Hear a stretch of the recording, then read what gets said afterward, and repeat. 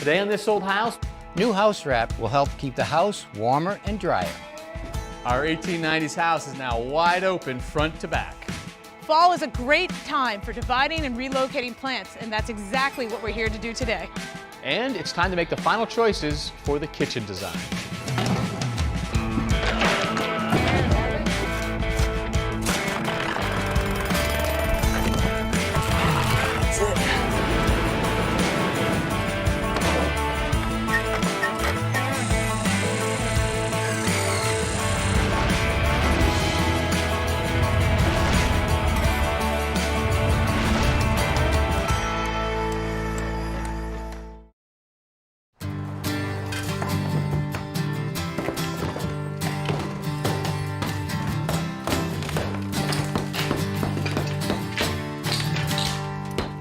Hi there, I'm Kevin O'Connor and welcome back to This Old House and to our 1890s Victorian here in West Roxbury where work is underway. Well, you can see that the siding was not in great shape, so a lot of it is coming off. In fact, all of it is coming off. Most of it off the side is down already, and as you wrap around to the front and you look up top, you can see the paint damage and some of the siding damage up there, so that's why that is coming out here as well. Hey, good morning, Rodrigo.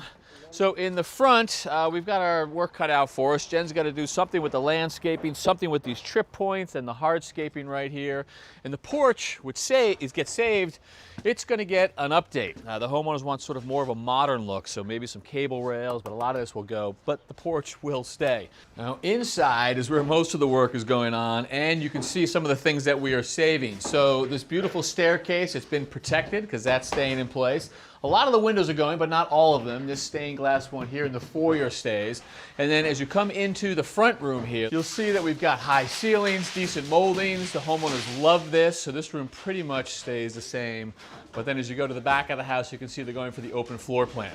So just a couple weeks ago, there was a wall right here with sort of a two-door opening. That has come down between living room and what was the dining room. And then back through here, there was a solid wall. And this has separated the dining room from the kitchen. That is gone as well. So the kitchen will continue through this entire space. This will be walled off so that room's entered from another place, and then it'll open up into here. Good morning, Deleandro. Hey, Tommy. You guys have been busy, huh? A lot of work going on. Yes. Guys are busting in. We're getting everything ready for our LVLs to go up. And walls are coming down, Tommy, so we got that open floor bearing plan. walls and non-bearing walls. I mean, right here we have a temporary wall that actually is carrying the load that this wall was carrying.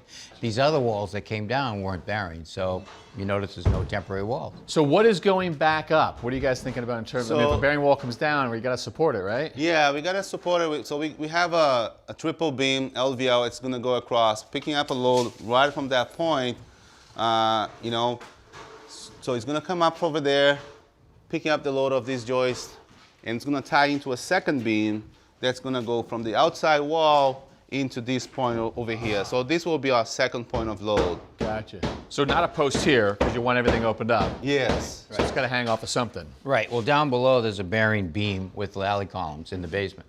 Gotcha. And because there's no lally column over there, we'll have to put one lally column or a beam or a post in the basement to support the load of that beam. So this is obviously our material for the new beams going Yes. up. We got LVLs? Yes, exactly. So for that matter, we're going to have a temporary post that's going to be right over here, holding up this beam until we get that lolly column in the basement installed. All right. Well, you guys are ready to work. I'll join you. All right, great. Awesome. Go start. Want to go out?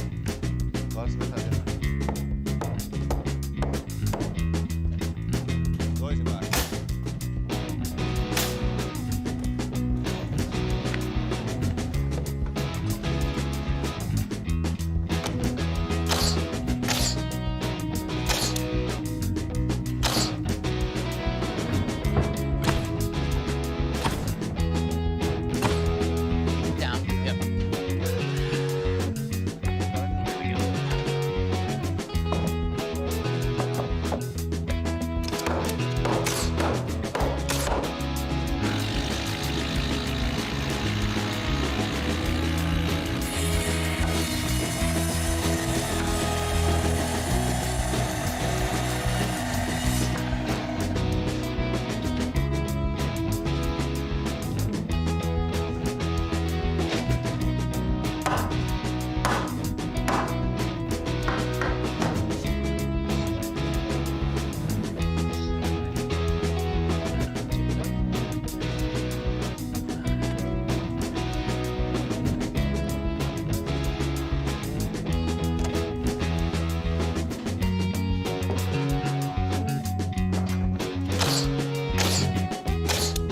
right, take the claw of your hammer and put it around the nail. Push up to make them even. Up just a hair right there. That's good.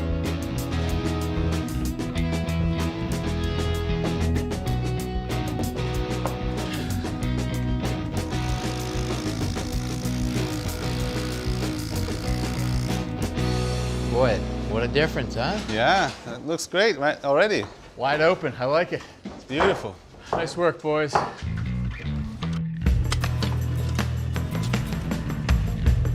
Fall is a great time for dividing and relocating plants, and that's exactly what we're here to do today. The homeowners wanted to tidy up the front yard a bit, and they would also like screening in the backyard. But the budget is tight. So I had my crew dig up the old rhododendrons from the front yard and put them all the way in the backyard. Hey, Derek, Hey, Jen. what do you think of the blank palette? I think it's changed a little bit, yeah. Right. Yeah. You never know what you're going to find underground, too. That was underneath one of the rhododendrons. What's that say? Department of the Navy, United States of America. Cool. Yeah. And a religious artifact. Yeah. So that aside, what do you think of this whole new space? What are your plans? Well, I think we're going to have a much better view of the porch now. Having some color in the landscape is going to be really important because the house is going to be a gray color. So, yeah, those pops of color in the plantings are really going to make a difference Right. to offset that. So we neutral. will pick shrubs to complement the color and help it all tie and flow together while not covering the deck and letting it be breathable. There's one plant up back that I want to show you. I think it's going to be perfect to anchor right here. Sounds good. Okay, Derek, here are the rhododendrons from the front. This one's already found its new home. This one is awaiting its new home, but I think it's going to be going back here in this corner where I found this really beautiful Japanese threadleaf maple. Can you tell me about this? It never really had the opportunity to grow much more than it has in the last 9 years since I put it in, along with these couple of hydrangeas on either side. What I think is that how the sun rotates around, this gets absolutely no sunlight. So if we pull it out and transplant it to a new home, and then I think these can be in addition to the back property line, the two hydrangeas, it's like moving furniture around, Yeah. but in a safe way. So I'm gonna have the guys start to dig this one up, and then we're gonna work on the willow. Yeah, that's good. I think this color is going to look really good I up know, there I too. think it's gonna complement what you picked. Great idea. You know, my wife and I really love this really hairy, bushy tree or shrub or You know what what? is It's this? actually a shrub. Yeah. It's called a dappled willow, and it's in the Salix family. So it's not a willow tree, but it's a shrub, and it's at least 50 years old. Look at the base of it. Yeah. And it's provided great screening for you, but it needs a little love. We need to take off these suckers. A lot of them, it'll give more energy to the tree. So, and it also clean up the appearance, expose this bark, and then contain it, pull it away from your house because you don't want any squirrels to be able to jump over on your new place. So, you know, tuck it back a couple feet and just give it a nice shape because I'm sure it's a great screen between you and your neighbor. Sounds good. Here's what I brought for you. All right. Some gloves to do a little pruning. Sounds good. Got some pruners.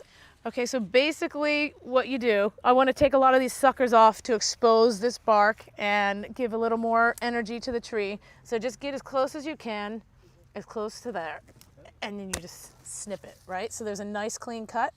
So just go like this, and we're gonna do this all around the base of the tree, Great. and it'll just clean it up. Should I grab like this one here? Yeah, or- go for that one. Excellent, good, nice angle on that cut, that was great. Thanks. All right, and then just keep on going. There's tons over there. Yeah. It's important to have nice sharpened pruners when you're pruning, nice clean pruners as well, so you don't transmit any diseases. This is the most attention the shrub has received in the entire time we've owned this house. Okay, Derek, let's take a step back and to look at the overall shape. The suckers are out. It's got lots of air circulation below. We took it back from the house. And you know what? I think when all the leaves emerge in the spring, it's gonna be nice and tight and clean. All right, so this is the location for the Japanese maple from the back. And look how happy it is going to be. It's not jammed up against the fence. There's air circulation, got the sunlight coming in, and I really think it's a good spot for it. Yeah, plus it gives us that pop of color that we've been talking about here in the corner of the house with the neutral house, the gray color behind it. I think we're off to a great start here. See you in a little bit. Yeah, I appreciate all your work. No worries.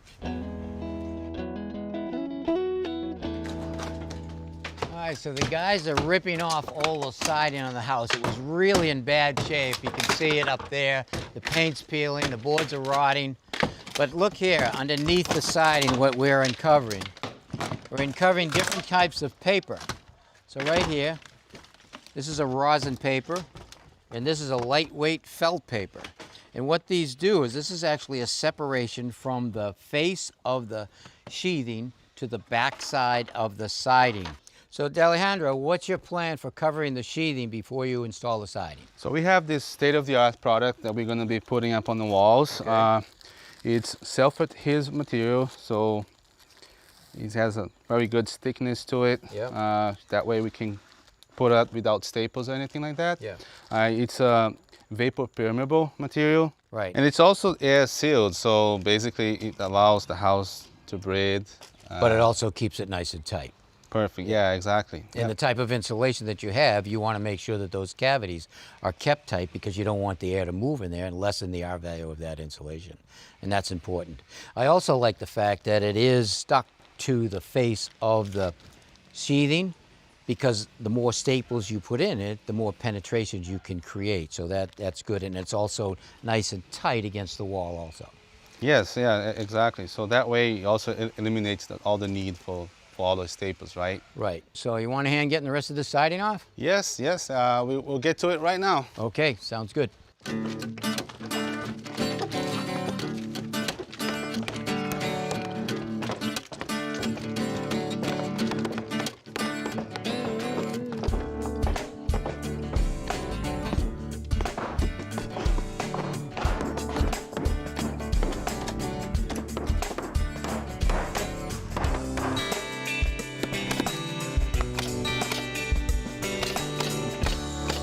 So you're gonna nail off all of the sheathing? Yes. That's good because it tightens it back up to the structure. It does a couple of things. It actually makes the house stiffer because the nails are moving away with time. They're sitting here, the wood expands and contracts, the nails loosen up, the boards come out. You're pushing them back, you're making it flatter, but that strength that you're giving back by nailing it helps with the vibration, the movement, the wind, and everything else from a house going back and forth. So you're really stiffening up the structure. It's a good thing. Awesome. So should we keep it up? Absolutely.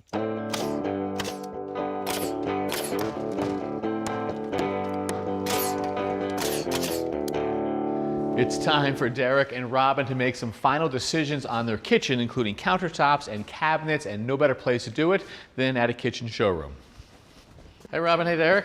Hey, It's Marissa. Hi, Nice Kevin. to meet you. Very nice to meet you. So decision time for you guys, which is exciting. Is this part of the inspiration, this vignette here? It is. When I walked in and saw it and fell in love and immediately called Derek and said, you have to come see this. We'll take it all, Marissa. So what's going on here? Explain sort of me the layout, what you're trying to get, what's the effect? So what we did in this display, we actually created a framework around the back wall to set all of this centerpiece back so that it kind of pops and moves forward. So by framework, you're saying sort of the left side pushed forward across the top, and the right as well. Correct. And then here being inset, so this creates the frame. Yes. Okay. How do you guys feel about framework? Does that work for you? We love that idea. We're opening up the kitchen to the living and dining area. So the kitchen can't just feel like utilitarian cabinets on the wall. It's got to feel like actual furniture in the living spaces. Okay. And they're sleek. I mean, this is a modern, this is a very contemporary look for an older Victorian. That's what you guys are going for as well? Yeah, we're going for a little contrast here. You're going to have traditional elements and some really, really sleek new elements in this. Very flat, sort of recessed as well. And the other thing that I notice is the band of light underneath here, which is very cool, sort of sleek.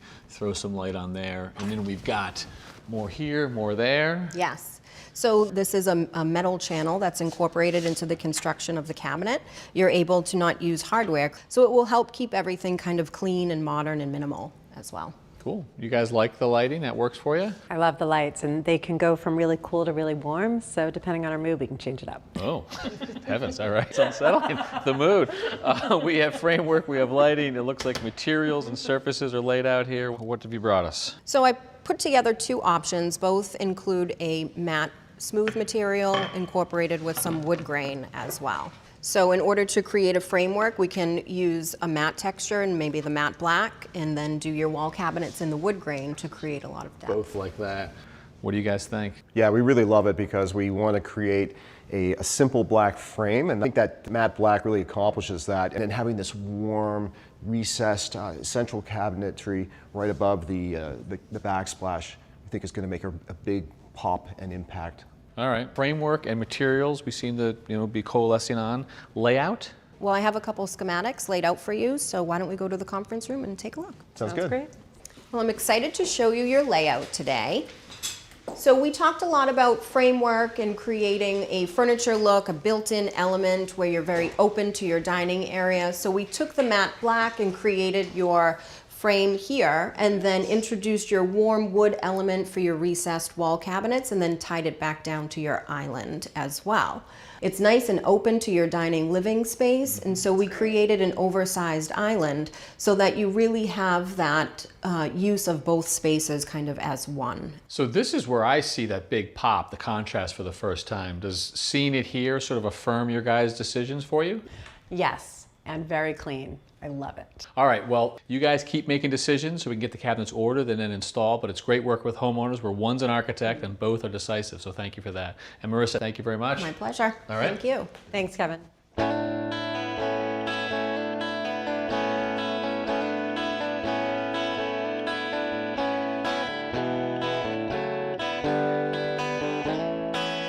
So is this a new window that's going to go in here? Yeah, that's the new kitchen window. Okay, so it's actually going to be wider and shorter. So let's look at this. This is basically starts with the interior. You have a wood extension jamb right here that the finished trim will go against. The casing for the window is fiberglass, it looks like. And that's better than vinyl because it doesn't move like vinyl. The exterior of the window is a painted aluminum clad, so no maintenance on the outside. Yeah, that's it. Yep, no maintenance on that new window. Right, and this looks like a new window because it's going on to a nailing flange. Yes, yeah, so that's a new construction window. We still have to prep the opening for it. So we're gonna cut the studs to height. Yep. I've marked over here. So this is where the window starts. Yep. And it goes that way. And this will be the bottom of the window on top of the kitchen countertop. So it'll be a countertop here. So this is really being closed up, but you're really doubling the width of it. Yes. All right, let's yes, get that's this out.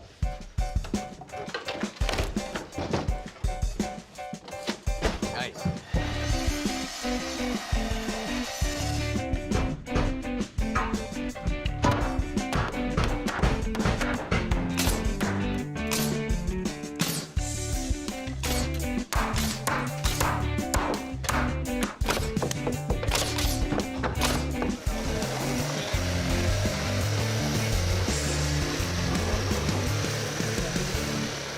All right, we're going to use an old clapboard that we took off the house. It's thicker on one end than the other, so it actually has a taper. We're going to lay it on this sill that's level this way and this way. We're going to pitch it down like that. The thin part will be out. So if any moisture or water should collect in behind here, it will run out, not in.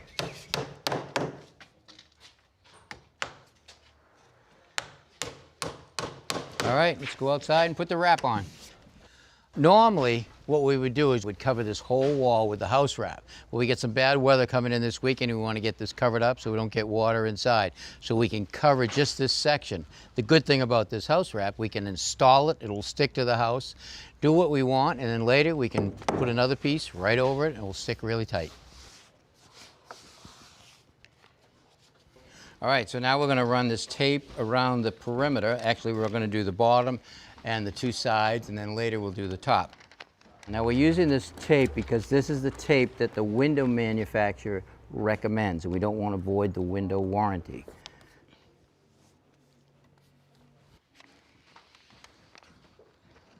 All right, now before the window goes in, we have to run a bead of caulking behind the nailing flange. So what I've done is I've drew a line about 3/4 of an inch in from the rough opening on the sides and the top. Hold it right there, not too far. Okay, so now I want to slide it all the way that way. Push it all the way that way. Push it para mí. There you go. Okay, so with the window tight against the rough opening on that end, I'm going to put a pencil mark right there. Now we're going to slide the window all the way back this way. Okay, good. And put another mark. Now we slide it back a little bit. Here it goes, so I can see that first mark. Now here's the original mark, and here's the mark on this side. So if I divide that in half, I put a mark right there. We now slide the window back. Oh, okay, good. Okay, now is level, window level.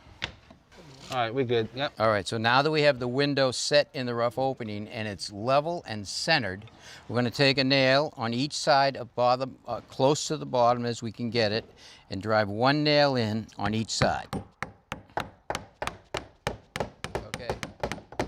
So now the next thing I want to do is I want to check the window to see if it's plumb.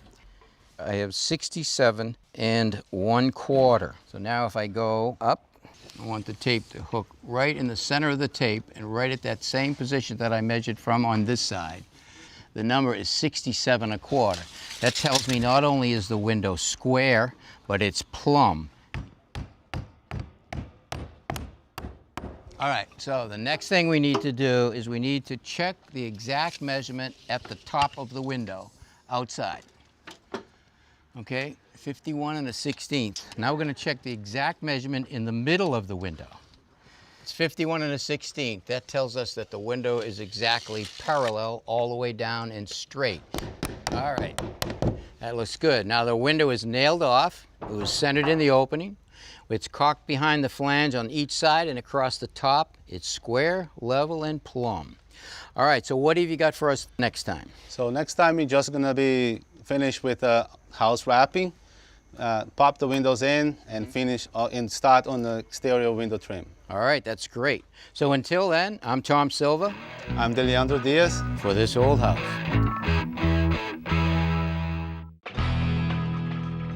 Next time on This Old House, Now, the biggest problem with an old house is they're out of level. They're out of level. If we climbed the walls with the water table being level, this siding would hang down about that much. Nothing says Boston City living more than a nice shade tree along the sidewalk. And that's exactly what's missing from our project. And this low-hanging pipe is a menace, but we have a solution.